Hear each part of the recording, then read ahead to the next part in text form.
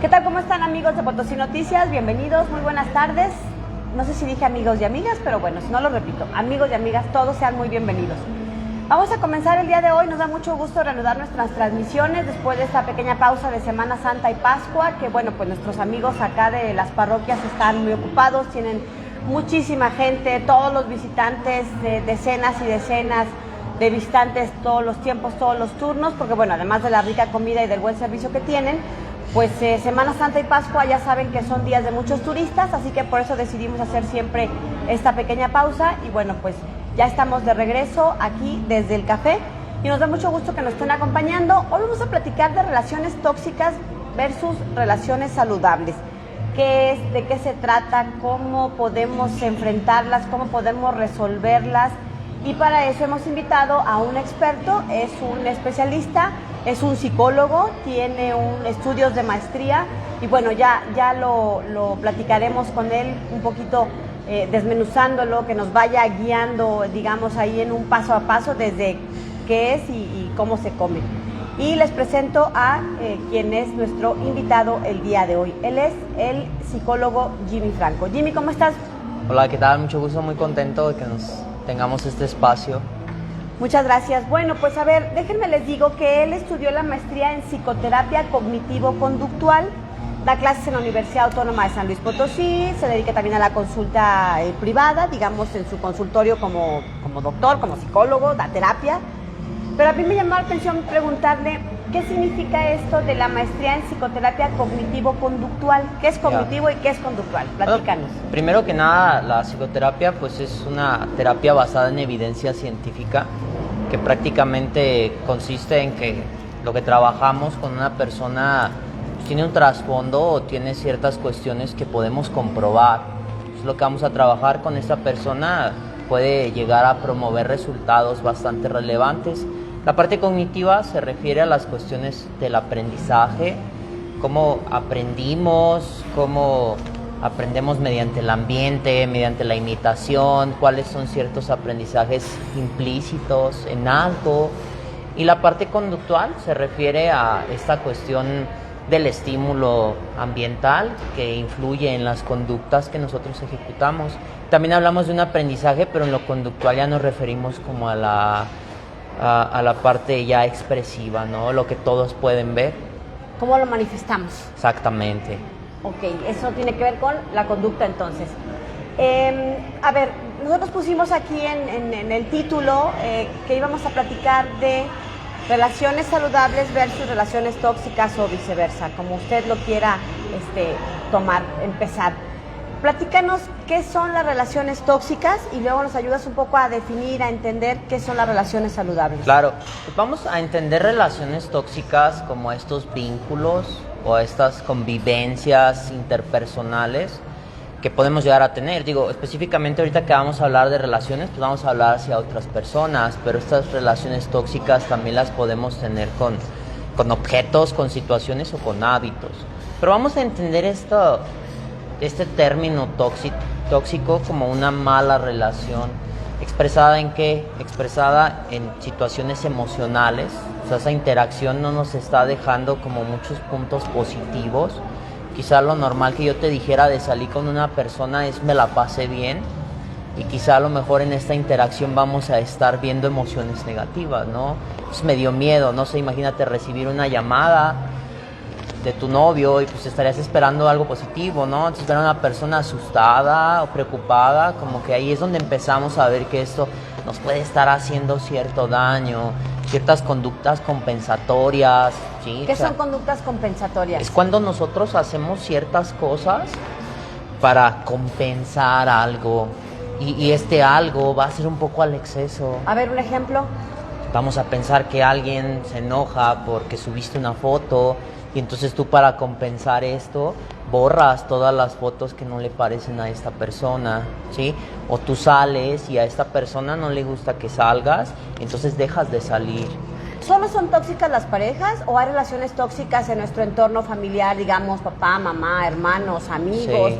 en relaciones, digamos, en el entorno de la escuela o del trabajo? ¿Hay relaciones tóxicas en todos estos ambientes? Sí, o sea, también lo va a ver con amigos, también lo va a ver con trabajos, lo va a ver con cuestiones de familia, con papás, hermanos, a veces estos papás que promueven mucho la mala convivencia o la competencia o la comparación entre sus hijos, esta cuestión familiar o destructiva, a veces críticas cuando tú haces algo. Entonces sí, esto va un poco más allá, o sea, no solamente va a las cuestiones de pareja, sino también esta relación que tenemos con otras personas. Digamos que esto de las relaciones tóxicas más o menos lo tenemos todos claro, porque de una u otra manera nos hemos enfrentado. Las redes sociales se han encargado de ponerlo muy de moda el término, porque Claro. antes no se decía tóxico, pero hoy ya lo entendemos más. Vemos memes, videos, reels, un montón de cosas en redes sociales. Y que bueno, pues en realidad, en pocas palabras, tiene que ver con esas relaciones de cualquier tipo, familiares, personales, emocionales, laborales, que cualquiera de estos círculos o estos ámbitos nos dañan, nos afectan y hasta los pueden destruir. Claro que sí. Digo, o sea, hay psicopatología asociada a estas interacciones. O sea, es común tratar pacientes de una ruptura con trastornos depresivos, con trastornos de ansiedad, inclusive de estrés postraumático. O sea, hay parejas que llegaron a tener una mala relación y a partir de ahí más nunca llegaron a tener una más. De eso vamos a estar platicando, así que bueno, les invitamos para que nos empiecen aquí a poner sus dudas, sus preguntas, sus comentarios, sus historias. Si quiere contarnos algo, si quiere hacer una pregunta a Jimmy, él es psicólogo, él ya decíamos, tiene estos estudios de maestría, da clase en la Universidad Autónoma y además, bueno, pues tiene su consultorio que, bueno, se dedica justo a este tipo de terapias, ¿no? Y bueno, pues ya ahorita, ya vio usted, ya es viernes, relájese, comparta aquí con nosotros, estamos transmitiendo Ya Vio desde la nueva parroquia, como siempre agradecemos a nuestros anfitriones que nos reciben en este espacio. Y hoy, bueno, pues se me antojó más un cafecito fresco porque el calorcito estaba como... Bueno. Estos climas de San Luis, anoche estábamos con una sensación térmica de 8 grados a eso de las 9 de la noche, y bueno, pues ahorita ya vieron, ¿no? El calorcito, pero el aire fresco, entonces, bueno, la garganta por ahí de repente nos traiciona. Así que, bueno, esperamos sus comentarios aquí a través de redes sociales. Bueno, ya vimos que son estas relaciones tóxicas. Entonces, ¿qué son las relaciones saludables? Claro. ¿Son posibles? Claro, y aquí es donde entramos a un punto bien importante, ¿no? Porque si ya hablamos de la parte negativa, entonces ahora queremos llegar al otro polo. Entonces, ¿qué es una relación saludable o un vínculo positivo?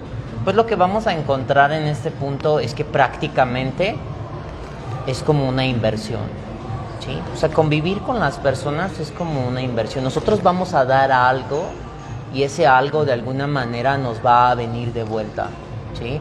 Vamos a irnos a estos ejemplos, ¿no? Vamos a pensar que tenemos esta inseguridad de cómo nos vemos y al interactuar con alguna persona recibimos comentarios que normalizan nuestra preocupación, normalizan nuestros problemas, nos dan apoyo, nos dan confort y al mismo tiempo, no sé, imagínate, vámonos a este punto de la llamada, llamas y pues puedes ver la sonrisa en esa persona, puedes ver algo muy positivo. Si nos vamos a vínculos de papás, pues bueno, esta parte de los errores, verlos como un aprendizaje. Entonces prácticamente vamos a entender una relación positiva en este ganar-ganar, ¿sí?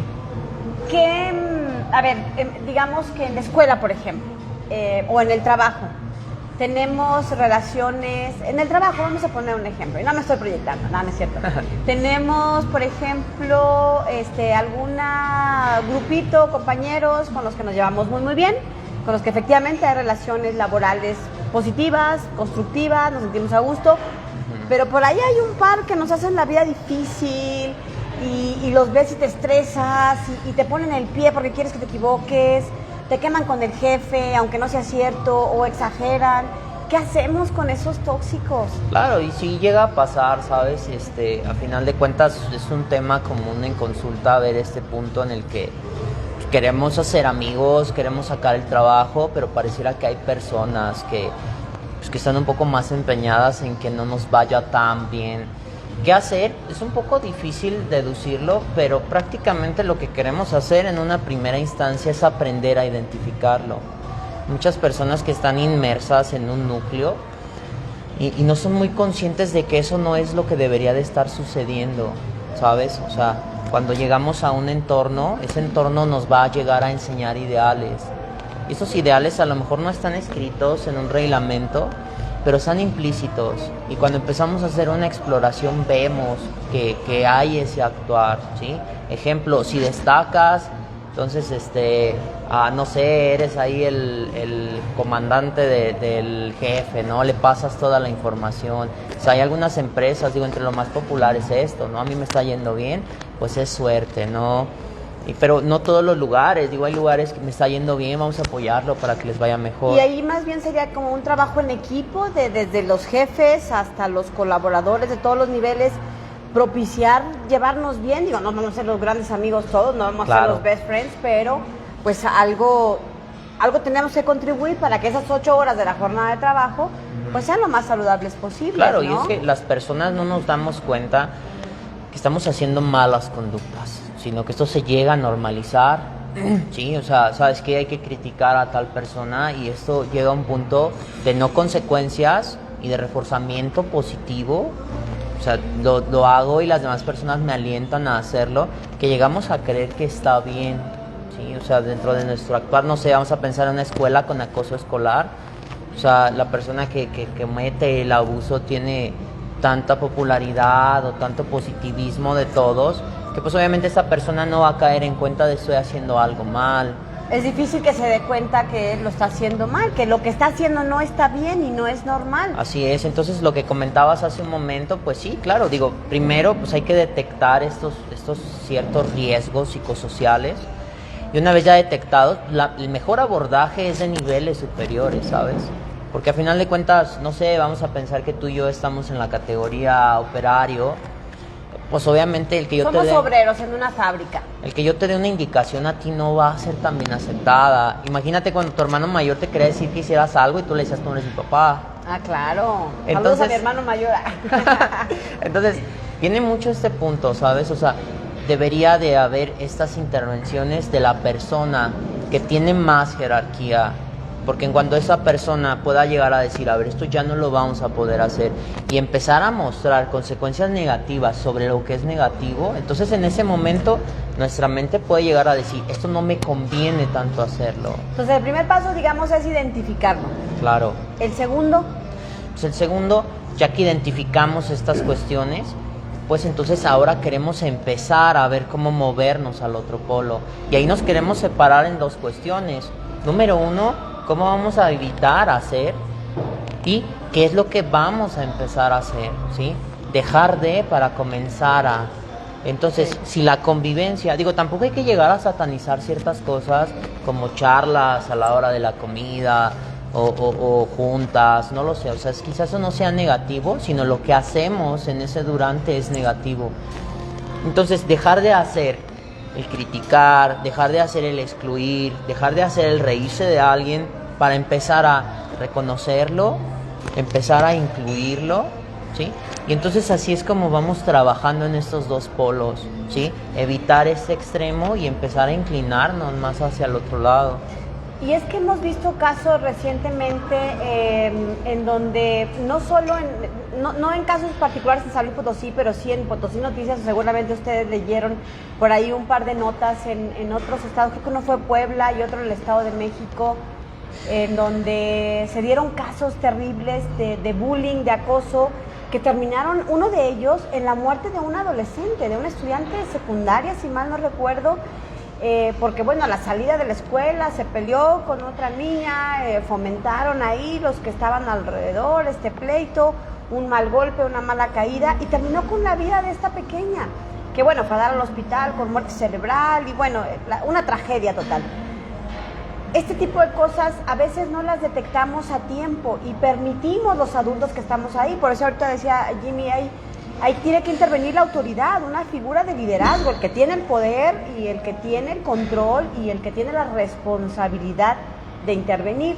Nos decías también que hay ciertos riesgos psicosociales. ¿Qué son riesgos psicosociales? Y aprovecho para hacer el paréntesis para pedirle aquí a Sofi, que nos está apoyando, si hay algún comentario, alguna pregunta de nuestro público, bueno, que nos haga una señal y nos avise si está llegando algo. Así que bueno, los reiteramos, si gustan compartir con nosotros su experiencia, algún comentario, bueno, pues aquí tenemos a nuestro experto el día de hoy. Ahí cuélgale para que no se siga oyendo. Cuéntanos, a ver. Claro, y entonces... ¿Qué son los riesgos psicosociales? Perdón. Los riesgos psicosociales los vamos a entender por estas situaciones que pueden llegar a, mediante la interacción social, poner en riesgo la integridad psicológica de una persona. O sea, entonces vamos a entenderlo por situaciones específicas, ¿sí? Si estamos hablando de interacción, pues digo, las principales o las que más me toca ver, pues es la exclusión. Entonces los seres humanos somos seres sociales y el hecho de no poder encajar en una parte donde están los tuyos, ¿sí? No sé, vamos a pensar en un equipo de fútbol, que tú seas el nuevo, traes la camiseta, estás entrenando con ellos. Digo, la exclusión no nos va a venir muy bien. Nosotros podríamos o deberíamos poder ser parte de ese grupo simplemente por ser nosotros. Sin embargo, algunos de los riesgos que están, pues son la exclusión, ¿sí? Algunos de ellos, pues cualquier tipo de abuso físico, verbal, ¿sí? Entonces, este punto donde nos hablen de mala manera, digo, con términos despectivos, ¿sí? Ya más ofensivos, digamos, sí, ¿no? claro, más agresivos. La cuestión de los apodos, el tono de voz, ¿sí? La intención con la que hacemos un comentario, ser sarcástico, hacer como que no te escucho, o que cuando tú dices algo, nadie diga nada, y cuando esa persona dice algo todos le presten atención, son las que más suelen notar las personas. ¿Hay algo que hacer frente a todo esto? Digamos, si estamos padeciéndolo, si estamos siendo víctimas en nuestro entorno más próximo, ¿qué hacemos? ¿Hablamos con el jefe? ¿Hablamos con la maestra? ¿Hablamos con el director? Entonces ya hablamos de cuestiones a nivel externo, ¿no? Pero ahora vamos a hablar de cuestiones a nivel interno. O sea, ¿yo qué puedo hacer? Lo primero que queremos detectar en esos puntos, yo le comento a mis pacientes, hay que separar lo muy cierto de lo moderadamente cierto y de lo nada cierto, ¿sí? De lo completamente falso. A veces a algunas personas nos afecta un entorno porque creemos que no somos aceptados en ese entorno. Ah, claro, bueno, ahí a lo mejor también influye que si tengo baja autoestima, exactamente, si no me siento cómodo, pero es más que yo estoy como creando o creyéndome una realidad que a lo mejor no es del todo cierta. Exactamente, entonces puede haber variables internas, entonces eso lo meteríamos en lo completamente falso. Algunas veces hay personas que sí sufren de un acoso laboral y esto les llega a pasar mensajes como de yo soy un inútil, les llega a pasar mensajes como de yo no valgo la pena, no sirvo, ¿sí? Yo soy una persona odiosa, y entonces quizá esto empezamos a sospechar que entra en lo muy falso. ¿Por qué entra en lo falso? Porque es cierto, yo me equivoqué, pero ¿cuáles son mis aciertos? Entonces empezamos a ignorar cierta información. Vámonos, no sé, a un tema de un noviazgo, que a veces términos despectivos que usan las parejas, entonces a veces llegamos a adoptarlos como cierto. A lo mejor yo sí soy provocativo, ¿sí? A lo mejor yo sí soy ojo alegre, digo, por no decir palabras más coloridas. Estamos así como en familia, digamos.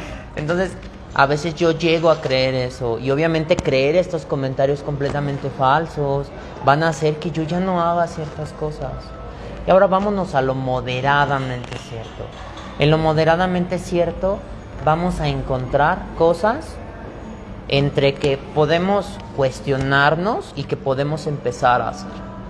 Entonces, de estos hechos, quizá algo lo creemos moderadamente y empezamos a trabajar con las personas para que lo cuestionen o lo pongan a prueba y puedan generar respuestas más adaptativas, ¿sí? En esta parte nos centramos principalmente como en las variables internas y luego ya después en lo verdadero. Variables internas, digamos, es lo que cada uno trae en su costalito. Cómo soy, cómo pienso, cómo me siento, qué está a mi alcance. Ok, claro, y digo que no lo pudiste haber dicho de mejor manera porque prácticamente es trabajar con lo que tienes. Entonces, en lo moderadamente cierto, trabajamos con lo que hace la individualidad de esta persona, porque una regla en la psicoterapia es aceptación incondicional. O sea, a ti persona no te falta nada, no te sobra nada, no tienes que ser de cierta manera. Hay cosas que dentro de tu estructura podemos llegar a modificar, pero no somos nosotros no necesitamos algo. Yo le comento a los pacientes, nosotros tenemos que tener el derecho de poder ser aceptados tal cual somos, ¿sí? Y cuando nos vamos al punto cierto, pues entonces ahí nos centramos al desarrollo de herramientas. ¿Qué pasa cuando las personas tienen esta comunicación muy pasiva, ¿sí? Nos agreden y quizá no les respondemos nada o no extroyectamos, no me parece, ¿sí? No es positivo para mí. Digo, algunos pacientes a veces me comentan, digo, cuando tienen parejas agresivas, que les empiezan a decir términos, y cuando trabajamos las cuestiones de la asertividad, ellos pueden llegar a decir... A ver, danos un ejemplo, como qué palabras. Te voy a poner... Porque a lo mejor ya me dijeron alguna y ni me enteré. No, no es cierto, a ver. O sea, algunas palabras, pues no sé, simplemente un comentario. Vamos a entender la comunicación agresiva como una comunicación que quiere obligar a las personas a hacer algo. Ya. ¿Sí? A ver, por ejemplo, eres muy provocativa, te vistes con muchos escotes. Sí, no sé, sí, o sea, lo haces para ¿Eso? que te vea la gente. Ah, ¿sí? ok. Entonces, es una comunicación agresiva, porque Aunque obviamente... en realidad no sea mi intención, nomás porque me gusta verme bonita o así. Claro, ¿y por qué Yo es no, una la comunicación agresiva? Porque quiere cumplir el objetivo de que tú ya no te pongas esa prenda. Pero más por un mecanismo de control disfrazado. Exactamente, quizá de un comentario curioso, de un comentario de buena intención. Entre comillas, de buena intención. Ajá. Y lo que queremos ver con ese comentario es que cuando tenemos, ahora si mezclamos una comunicación agresiva con una comunicación pasiva, pues no es una buena intervención. ¿Qué es la comunicación pasiva? Que La- no le contesto y no le digo, ¿cómo que quisiste decir, mi amor? Exactamente, entonces en la comunicación pasiva vamos a entender que lo que yo quiero, pienso, siento, me gustaría, no lo decimos. ¿Nos quedamos callados? Sino, sí, o sea, claro que cuando a mí me dijiste esto del escote, yo dije, no tiene nada de malo, nunca me han pasado estas cosas, ¿sí? Más bien creo que es un comentario que a ti no te parece, pero en ese momento solo decimos, sí, está bien, me lo voy a quitar, ¿sí? Entonces esto tiene dos vías negativas. La primera, la agresión funcionó. Pues, que es probable pues que la persona siga haciendo sus comentarios, ¿sí? Y de mi parte, pues lo que es probable es empezar a dejar ciertas cosas. Entonces, cuando trabajamos la asertividad con los pacientes, yo les comento, ¿y qué pasaría si tuvieras tú ese poder de decir no? Es que no lo veo muy posible, porque ella se pone muy agresivo, se pone muy insistente y realmente se va a ver en un pleito esto. Pero lo que vamos a ver es que cuando escuchamos este audio, nosotros no dijimos nada. Eso me ha pasado con ciertos pacientes, no sé, por ponerte un ejemplo, esto de, te ves como una cualquiera, te ves así, te ves asá. O sea, en una ocasión una paciente le dijo, ¿sabes qué? Sus comentarios no me gusta escucharlos, ¿sí? Y yo creo que mejor me voy a retirar. No, ¿Le pues dijo entonces, eso a su pareja? Sí, entonces inmediatamente, no, ya no voy a hacerlos. Y me dice, y ahí me quedé yo de wow, o sea, yo nunca había logrado eso. Digo, ¿y Nunca por- has sido capaz de decir ese no. Digo, ¿y por qué crees que no lo habías logrado? Pues porque yo pensé, me voy a pelear, no lo voy a saber decir, no lo va a tomar bien. Entonces, hay pensamientos que nos entran ahí que nos hacen que sea una buena idea no decir nada. Entonces, eso es lo que no nos viene tan bien. Te digo, y la cuestión de la comunicación, está la cuestión de explorar por niveles. Digo, cuando estamos ya viendo una situación de abuso hacia nosotros, vamos a entender cualquiera, escolar, familiar, interpersonal, a nivel relaciones amorosas, pues entonces hay que hacer un escaloneo con niveles. Entonces, de primera intención te extroyecto a ti. Que este extroyecto, esa palabra no la conozco. Esta parte de echarlo hacia afuera, ¿sí? O sea, ok, te hago a ajá. saber a ti, yo no soy cómodo con esto que estás haciendo, Ok. ¿sí? O sea, esta parte para mí no se vale. Y ahora vamos a esperar ahí una respuesta, pero vamos a entender que a veces no la va a haber. Entonces después nos vamos al siguiente nivel, que es alguien que puede a mí decirme qué es lo que tengo que hacer.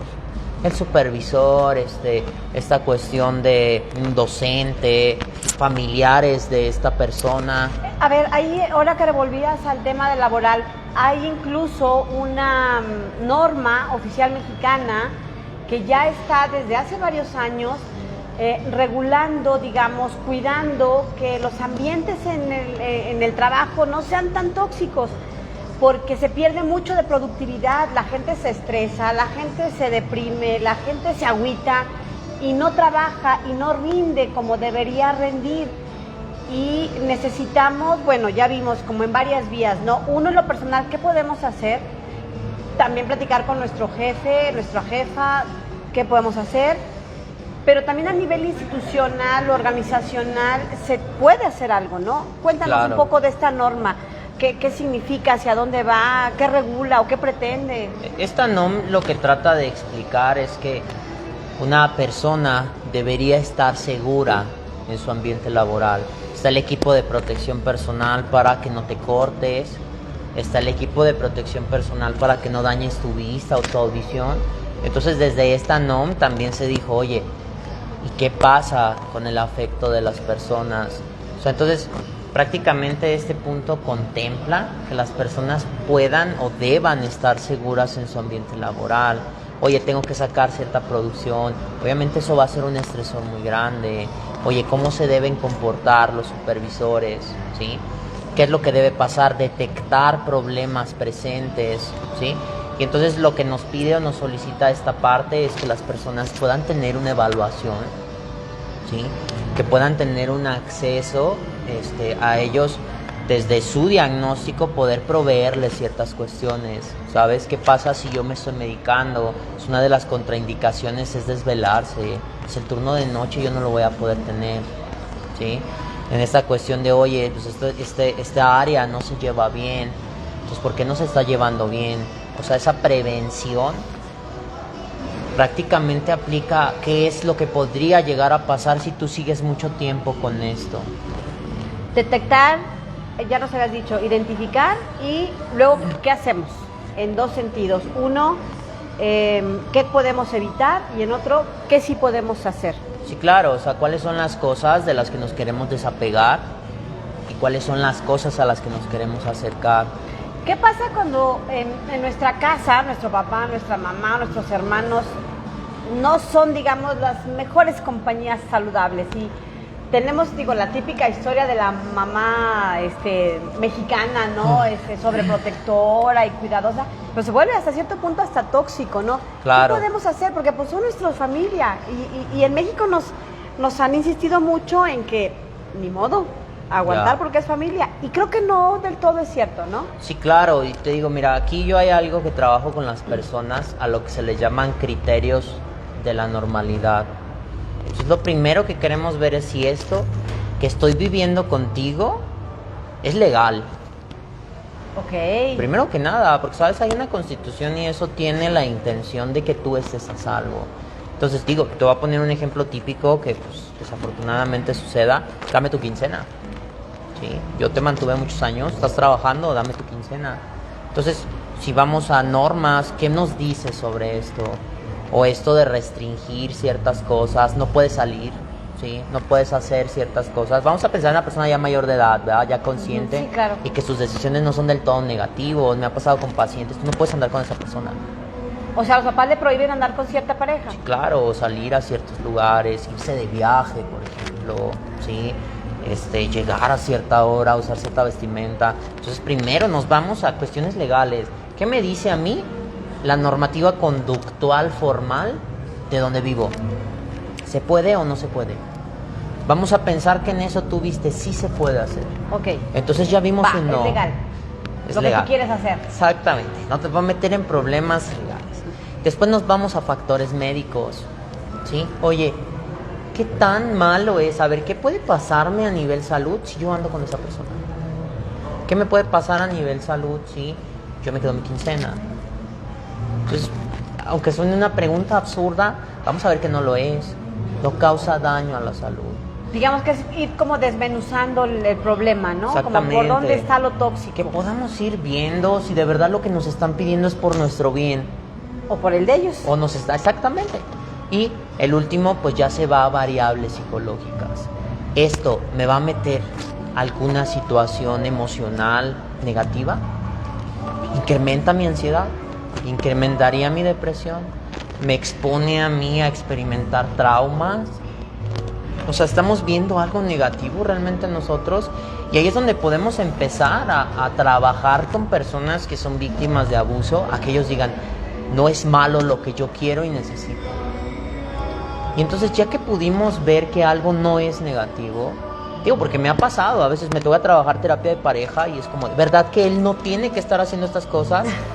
No lo sé, vámonos a estos 3 criterios, porque no quiero actuar desde mi raciocinio, esto está bien, O esto está mal. sino más bien queremos ver qué tan bien o qué tan mal está. Y ya después de ahí nos vamos a criterios sociales. ¿Qué tan mal visto está por la sociedad esto? ¿Sí? O sea, realmente la sociedad recrimina o hace negativo esto. Y curiosamente, cuando algo no es malo, no va a ser malo. Ni siquiera a nivel social vamos a encontrar la tacha. Y por último, nos vamos a nivel individual. Entonces, desde nuestra perspectiva personal, ¿qué tan malo es esto? Y ya las personas pueden decir, aquí es donde veo. Pero entonces, nosotros nos queremos enfocar más a lo que es formal. Cuestiones legales, médicas y psicológicas. Y si no tenemos un problema en estas, tampoco lo vamos a tener en aquellas. Estamos platicando con el psicólogo Jimmy Franco y estamos platicando de relaciones tóxicas y relaciones saludables. Yo tengo una teoría. Las personas que ya en su vida adulta son tóxicas es porque dieron algunas señales cuando estaban chiquitos. ¿Me equivoco? Un poco. Fíjate que sí ha habido investigaciones que han tratado de ver si nacemos o nos hacemos. No, yo no creo que nazca uno malo. Yo al contrario, yo creo que todos nacemos buenos, pero que en el camino por ahí hubo algo que empezó a influir, a condicionar, a intoxicarnos, digamos, y entonces de algún modo sale y sale mal. Fíjate que esta investigación que te comento nos dijo, no siempre.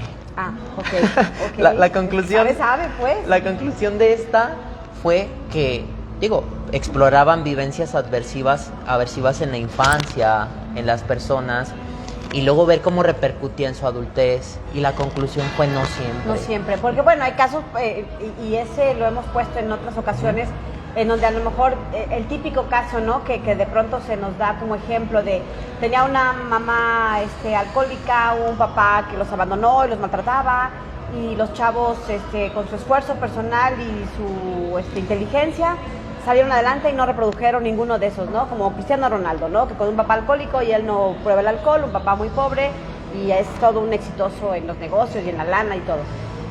Y casos contrarios, que en medio de todo este ambiente poco saludable, negativo, adverso, violento, pues repiten esos patrones, pero como ya nos dijo Jimmy, no siempre. A lo que yo iba con esto un poco es, hay señales a lo mejor en los menores, en los niños, en los adolescentes, en los que podemos ir detectando que sus conductas no son las más saludables y podemos intervenir a tiempo.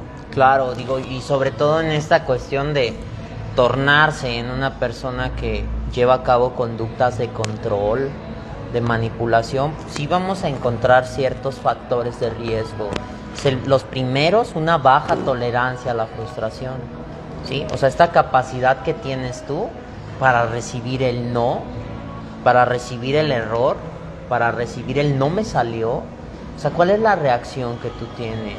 Entonces me pasa con algunos chiquitos que, no, pues ¿sabes qué? A veces quiere tu galleta y hasta que no se la das. Entonces desde ahí es donde tenemos que estar empezando a ensayar, ¿sí? No es malo sentir frustración, y entre más vives tu frustración en etapas tempranas, más puedes llegar a resistirla. Y a veces llegamos a creer lo contrario, ¿sabes? Sobre todo en la infancia, que a veces decimos, está chiquito, tiene que merecerlo todo. Entonces, sí. Entonces ahí es bronca de los papás. Un poco de los papás, pero a veces también del grupo de los docentes. ¿Sí? No le pusimos un alto temprano a este niño. O sea, él quería llegar primero y nosotros, no, pues para que no se enoje, déjalo, ¿no? O sea, ahí debió entrar, mira, yo sé que quieres ir tú primero, pero no llegaste primero. Vas a tener que esperar. Ya decía yo, hubo una escuela, que no voy a decir su nombre, pero seguramente si la maestra me está viendo sabe de qué me refiero, que de pronto cambiaron las reglas, por ejemplo, del concurso de ortografía o del concurso de poesía, y entonces ya no había primero, segundo y tercer lugar porque unos lloraban, otros se frustraban y entonces otros se enojaban, y también entraban ahí los berrinches de las mamás. Claro. Y a mí me parecía totalmente inapropiado porque no aprendían los chavillos y las chavillas a frustrarse, Y entonces lo que dijeron, bueno, pues ya no es un concurso, ya es una exhibición de poesía y diploma para todos. Claro. Ese tipo de cosas no te preparan para la vida real. No, sí vamos a caer en cierta realidad que pues tenemos que preparar a esa persona para lo que va a ser cierto. ¿Por qué? Porque realmente, digo, o sea, un adulto manipulador, un adulto berrinchudo, un adulto controlador, realmente sufre, la pasa mal. ¿Qué va a pasar? Las personas no van a querer convivir con él, las personas se van a alejar de él, le van a recriminar las cosas. O sea, entonces uno de los factores de riesgo en la infancia, una baja tolerancia a la frustración. Ahora, ¿cómo los enseñamos? ¿cómo podemos enseñar? A frustrarlos, o qué les hacemos, qué les decimos. Yo sé que no hay una receta de cocina y perdón que te pregunte esto, pero a ver, ¿qué nos puedes decir? Digo, no hay una vía única, pero sí que hay alternativas. ¿Qué queremos hacer? Yo les digo a los papás, vamos a trabajar el arte de dejar pasar lo que debe de pasar, ¿sí? Si tú agarraste tu vaso y lo embrocaste y te lo echaste encima, que se embarre, eso que se es, ensucie. eso es lo que debió suceder. Para que aprenda. ¿Sí? Si estabas jugando serpientes y escaleras y justo antes de llegar al 100 te salió la víbora que te lleva hasta abajo, pues eso es lo que debe de pasar, ¿sí? Si no llevaste tu tarea, el sellito de no trabajó es el que vas a tener, ¿sí? Si rompiste algo, vamos a tratar de enmendarlo, ¿sí? O sea, no está bien hacer estas cosas y empezar a generar el efecto de me pasan estas cosas, pero también me pasan cosas buenas y empezar a tener ese efecto de hago algo malo y no basta solamente decir perdón o esto, sino que hay que aprender a compensar a los demás. Y es que a veces nosotros subestimamos la capacidad de adaptación de los hijos, de los chiquitos, Claro. de los niños, niñas, y entonces, o de los adolescentes, y quiero ir a la plaza más cara y al cine más caro y el combo más caro, y chin, ahí anda uno muriéndose las uñas para que ajuste y el paseo y todo, y de pronto le dices, ¿sabes qué? No hay. Y en vez de que te haga berrinche, otro dice, bueno, pues me voy a caminar a la plaza y ya, y no Claro. me gasté el cine VIP, el combo VIP, todo lo VIP, porque ellos tienen esa capacidad de adaptarse y de ser felices, y es lo que tenemos que empezar a enseñarles quizá, pues desde que están bebitos, ¿no? Claro, porque entonces, mira, vamos a pensar que yo te meto a un trabajo y te digo, bueno, pues ya aquí estás. Oye, yo nunca he operado esta máquina. Y obviamente en esa operación va a haber errores. Y entonces los cuidadores somos un supervisor. Nosotros queremos empezar a ver que las personas vayan guiando esto. Digo en teoría porque suele pasar que no. Deberíamos nosotros de saber tener el control. ¿Qué pasa con los adolescentes? ¿Con qué te has topado ahí en la consulta que tú das? Pues a veces en estas cuestiones de adolescentes, te digo, la tolerancia a la frustración se puede llegar a ver todavía en adolescentes, pero ahí vamos a empezar a encontrar ciertos malos hábitos, ciertas cuestiones negativas del reforzamiento, como ciertas conductas extremistas por querer agradar a los demás, ¿sí? O sea, a lo mejor esto ni me gusta, ni me hace bien, pero lo hago de todos modos. Para caerle bien a muchos, Claro. para que me admiren. Por ejemplo, tomar alcohol en exceso, Claro, digo, edades tempranas. sin tener la edad necesaria para decidir. Claro, que si nos vamos, digo, a lo que comentábamos hace un momento, pues a nivel legal que nos dice la ley no puedes. Pero a veces también encontramos ciertos malos hábitos que se van encontrando, que rechazar a los demás, molestar a los demás, ¿sí? Manipular a los demás, ahí ya vamos a encontrar esto. ¿Y se puede intervenir todavía con los chavos? Claro, o sea, que están haciendo esas conductas tóxicas. Digo, desde la psicoterapia cognitivo-conductual, toda situación es tratable. El pronóstico es lo que va cambiando. Obviamente en adolescentes es un poquito complicado, tenemos que tener una buena relación terapéutica con ellos para que ¿Con nos ellos y sus permitan. papás o nomás con ellos? Pues principalmente el papá ya te escogió a ti y te va a llevar ahí. Entonces prácticamente la chamba que tenemos nosotros es pues poder llegar a tener una sana relación con ellos. Digo, la parte genuina de mira, yo así soy y yo te acepto así como tú eres y vamos a combinarlo, ¿sí? Yo no tengo la intención de criticarte, hacerte menos, a forzarte y quizá con eso tú tampoco tienes la necesidad de cumplir, porque algo que sesga a veces los procesos es esto de digo lo políticamente correcto para que me dejes ir. Para que se acabe la terapia, ¿no? Ya va a ver en paz. Y te digo, y vamos a encontrar un segundo grupo que es estos malos hábitos de empezar a agredir a los demás, ¿sí? Molestar a los demás, empezar a tener roces verbales o físicos con otras personas en términos violentos, ¿sí? Y entonces estas son ciertas cosas que queremos empezar a ver. También queremos empezar a ver el contenido con el que estos jóvenes se relacionan, ¿sí? Digo, la parte de las series pues está padre para los fines de semana, pero a veces esas creencias que promueven estos mismos no son tan positivas, ¿sí? Pues aguas con lo que también están viendo por ahí los adolescentes. Claro. Para orientarlos, no prohibirlo, pero orientarlos, ¿no? Claro, o sea, digo, está la clasificación B15, pero fuera de eso sí queremos nosotros estar pendientes de qué es lo que se escucha, lo que se ve y lo que se hace, porque va a haber una fuerte relación entre eso. Digo, los jóvenes son muy propensos a estereotipos, entonces prácticamente pues como un efecto camaleón, es yo estoy viendo esto, yo voy a empezar a hacerlo. Sí me ha pasado con chavitos que a veces no, pues tienen una novia y si no me haces caso me va a matar. Entonces ahí ya estás viendo cierto control. Y obviamente, pues no sé, imagínate un chavito, una chavita de 12 años, pues ¿qué hago? Pues mejor accedo. Y entonces va funcionando y eso nos va generando el hábito de esto está bien. Esto se puede hacer, esto funciona. O sea, las conductas ven funcionalidad. Realmente no me quiero matar, realmente no te quiero hacer sentir mal, pero sé que con eso vas a hacer lo que yo quiero o necesito. Entonces muy probablemente vamos a encontrar que lo hagas un poco más. Wow, eso es mucha manipulación. Bueno, se nos está acabando el tiempo. Platícanos entonces una especie de tips de qué hacer, cómo salirnos, digamos, de estos ambientes de relaciones tóxicas para procurar ambientes de relaciones más saludables. Pues primero, lo habíamos comentado al inicio, hay que identificar. Estos criterios de la normalidad nos pueden ayudar. ¿Qué tan legal? Qué tan médicamente positivo es, qué tan psicológicamente positivo es, a nivel social, a nivel individual. Entonces eso ya empieza a hacer que no nos haga tanto clic esto, ¿sí? Entonces número 2, ya que identificamos esas cosas, pues primero queremos empezar a ver qué podemos llegar a manejar nosotros mismos. Cuáles son ciertas situaciones, cómo se abordan, con quién me puedo dirigir, ¿sí? ¿Cuál va a ser el siguiente escalón? ¿Sí? Entonces aquí entramos en cuestiones familiares a hablar pues con padres, a hablar con familia cercana de estas personas. Si es a nivel administrativo, pues nos queremos acercar a cuestiones directivas, ¿sí? El supervisor, el jefe, el que manda, exacto. Digamos, el que tiene el poder administrativo de resolver o intervenir. Ya. Y un último escalón pues es ver ya cuestiones legales, porque pues, hay que saber que cuando todo esto no ha funcionado, pues sí que va a haber una justicia en lo que hay.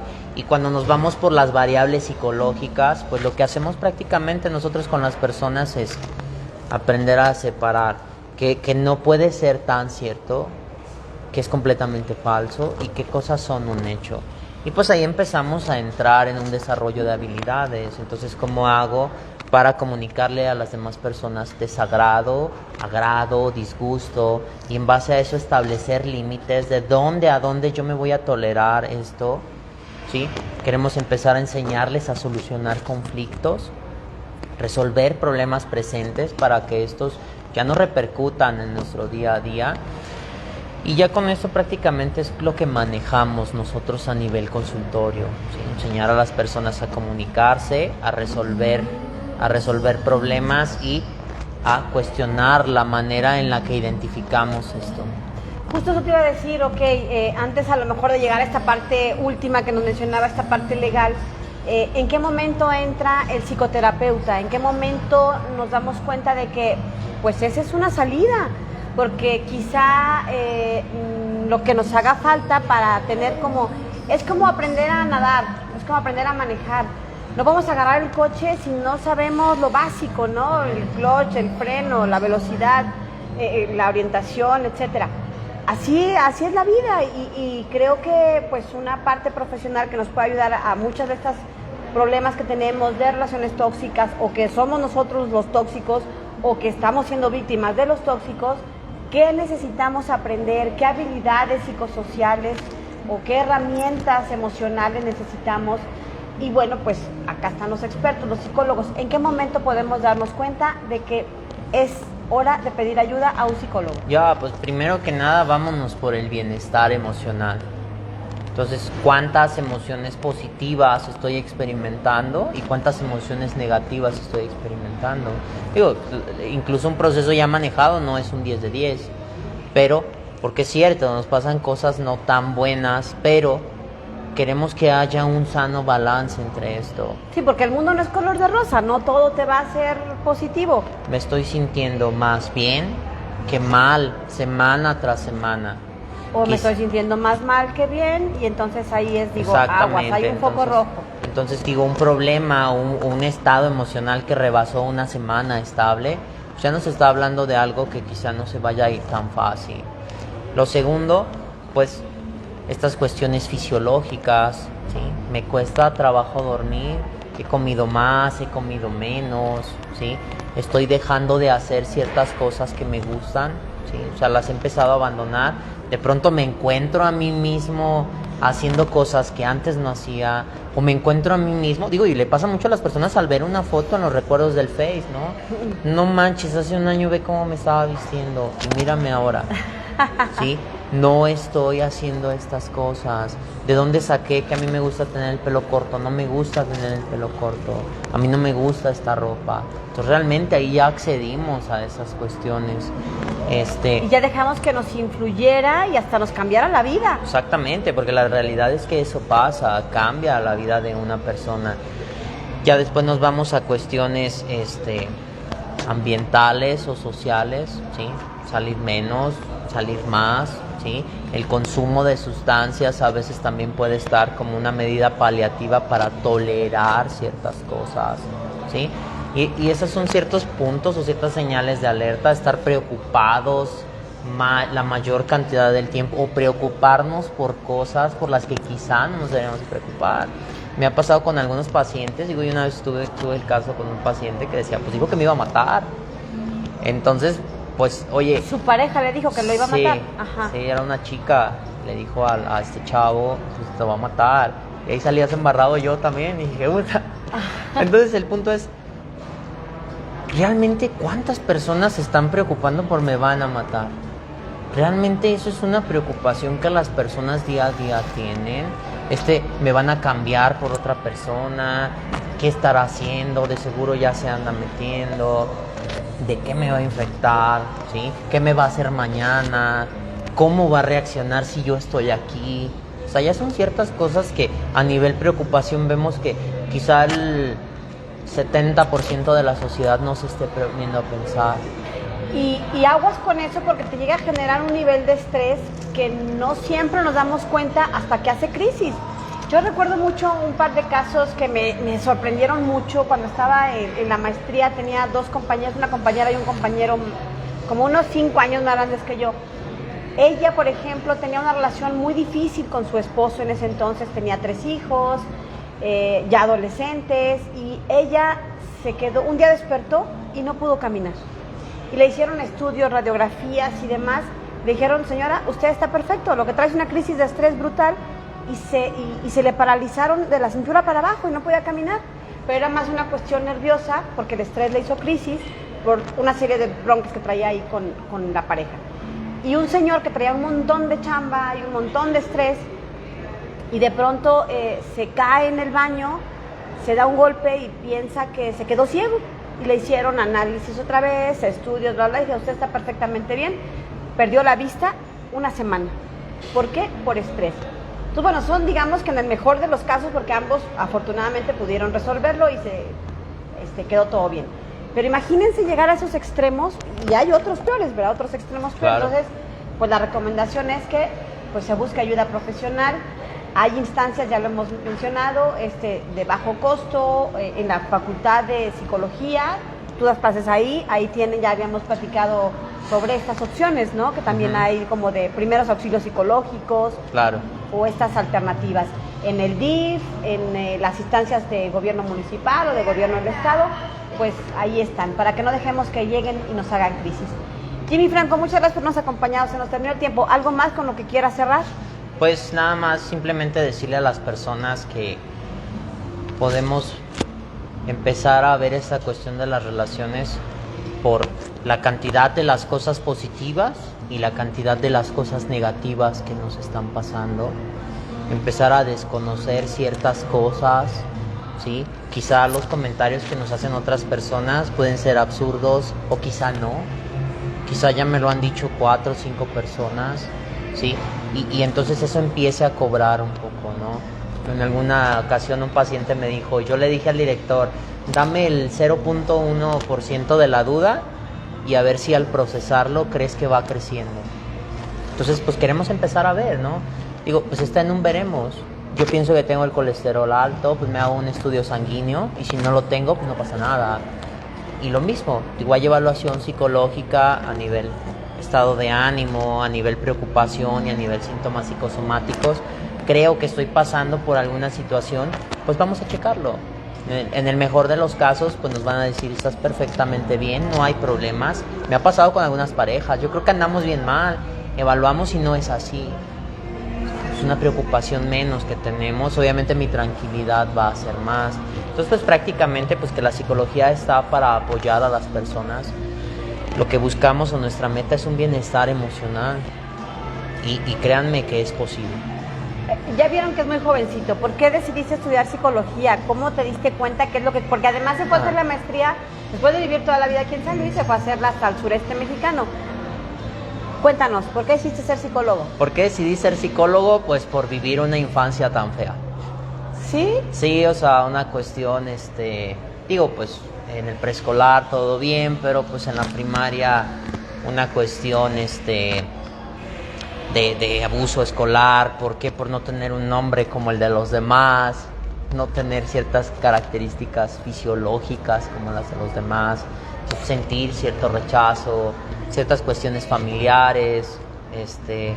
Una vez me pasó que nos fueron a enseñar una de esas del Infojuve de acoso escolar y me tocó ver una escena familiar ahí y me empecé a sentir muy ansioso. Y ahí fue donde empecé a sentir que cuando la gente gritaba yo me alteraba mucho. Y tuve ansiedad mucho tiempo. Por ahí mi familia se acercó con una psicóloga que no ayudó. Que también esa es otra. Si no se siente a gusto con el psicólogo que lo está atendiendo, cámbiale. Y eso me llevó a mí a decir, ¿qué hubiera pasado conmigo y con mi familia si hubiéramos tenido una buena atención psicológica? Dije, yo creo que puedo llegar a sentirme bien y creo que eso puede llegar a ser posible. Entonces dije, vi un área de oportunidad, dije, si este trabajo no se está haciendo plenamente, entonces quizá puedo ser yo la primera persona o algunos de los pocos que lo hace bien. ¿Y la maestría? ¿Por qué hasta allá te fue a Quintana Roo a hacer la maestría? Porque en Quintana Roo está el único centro CBT. ¿Qué es CBT? CBT es Cognitive Behavioral Therapy, que prácticamente es como la especialidad que a ti te latía. Es como una extensión del Centro de Terapia Cognitiva de Aaron Beck, que fue el que creó la terapia cognitiva. Entonces ese es el único centro que trabaja la terapia como se debe de dar la terapia, ¿sí? O sea, no terapia tipo cognitivo-conductual, porque a veces vemos en las publicidades terapia con enfoque cognitivo-conductual. Entonces no enfoque cognitivo-conductual, psicoterapia cognitivo-conductual. Entonces ese centro trabaja la terapia cognitiva como se debe de manejar, como debe de ser, como Dios manda. Entonces obviamente eso asegura tus resultados, da un buen pronóstico de tratamiento y pues sobre todo, bueno, algunos comentarios positivos de mis pacientes, pues qué padre, nunca había tenido un proceso así. Creo que la parte que más me gusta escuchar es, he tenido muchos terapeutas y esta es la primera vez que siento que voy a estar bien. Híjole, sí, hay mucho cuidado también con eso, sobre todo cuando llevan a menores de edad, porque pueden caer en las manos que no son las adecuadas o que profesionalmente no están en las condiciones adecuadas para intervenir a su familiar o a usted mismo.